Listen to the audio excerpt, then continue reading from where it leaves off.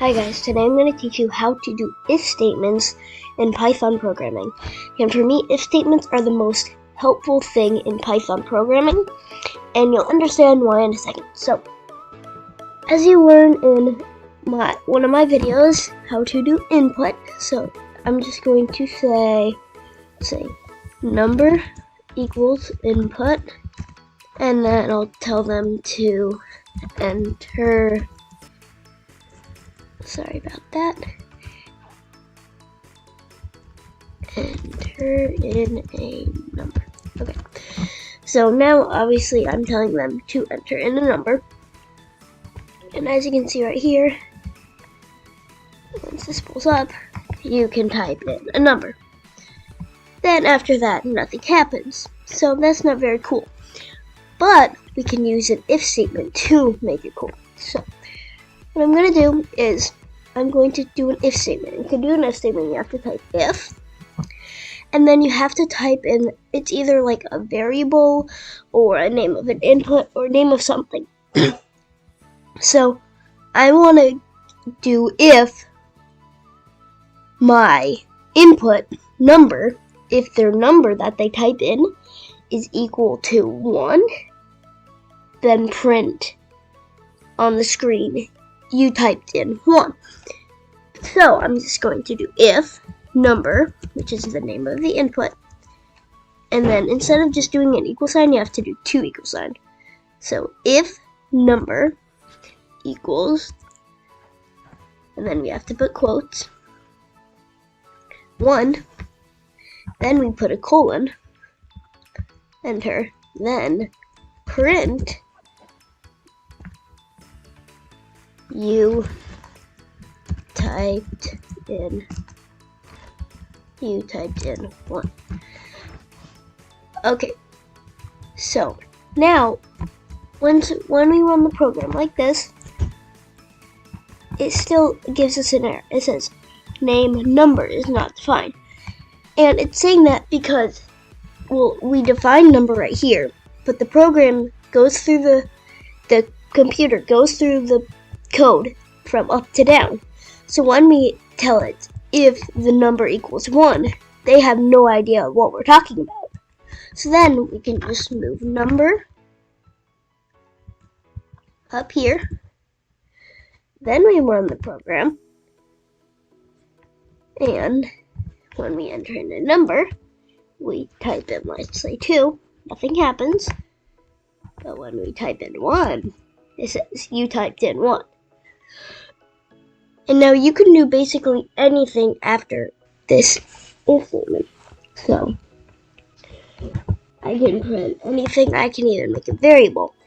But there's something else. If I wanted to type, let's say if they type 2, or any number that's not 1, and let's say I could print you didn't type in 1, that is the else statement. So it's kind of what it says, because this says if the number equals 1, but this will say else, so it's saying if number is anything other than 1, then do something. So you do it, else, then you do print you didn't type in 1. And the cool thing about this is you don't have to do else number equal 1. You just have to type else. But let's say if you had 2 if statements, here, and well, first I'm going to show you this. If you type in a number, let's say we typed in 1, you typed in 1, type in 3, you didn't type in 1. So that's pretty cool. Now let's say if we had 2 if statements, let's just copy this one, but let's do 2, and you type in 2. Okay. So now it still says 1. You typed in 1, you didn't type in 1. This is both of them.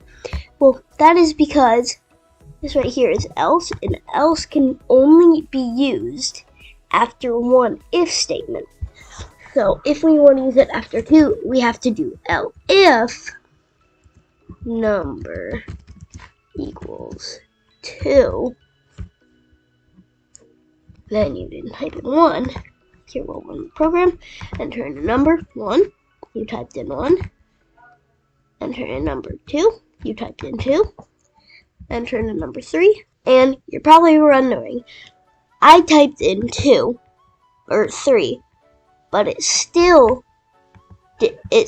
said nothing. It just didn't do anything. So this is why we can do this. We can do elif number is then 11. Let's try this. It's less than 11. Then we can run the program. But it says invalid syntax. And I've gotten a lot of errors. Well, just one. But this is the second one. And I'll just tell you that these errors are called bugs. That I'm doing right now is called debugging. And it says invalid syntax. So let's go through the code. And we don't actually have to go through the entire code, which Python or PyCharm, which is what I'm using for this, is actually very helpful because it just underlines what is wrong. So this right here is what's wrong. Let's read through this line. So we're saying elif the number is equal less than 11. That doesn't make sense. So then we can change right here, instead of equal to, we can do less than 11. And then we run the program. And the number 1. But then it says not supported between instance of string and integer.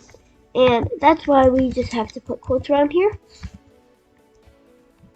Then we type in this, we typed in 1, we typed in 1, 2, you typed in 2, 3, you didn't type in 1, 5, you didn't type in 1. Okay, now I think these if statements are really cool because you can do it for anything, even not just input. You can do it for variables too, and changing variables. And it's cool with else and elif statements too. And I'm going to show you all of my programs, well, almost all my programs that I put into one program. And in the comments of this video, you can put which one you want to see. And in my next video, I'll show all those programs. So these are all my programs right now. And these are all of the programs. So to-do list, Morse code, Matlabs, calculator, do you like Star Wars or Star Trek, question answer, number guessing game, Fahrenheit to Celsius converter, currency converter, dice roller, choose your own adventure, rock, paper, scissors, odd or even, countdown timer, dice roller, and addition, subtraction, and more, pig game, quiz game, weather thing, empty thing, and tic-tac-toe. So don't forget to like, comment, and subscribe, and let me know which one of these programs you want to see.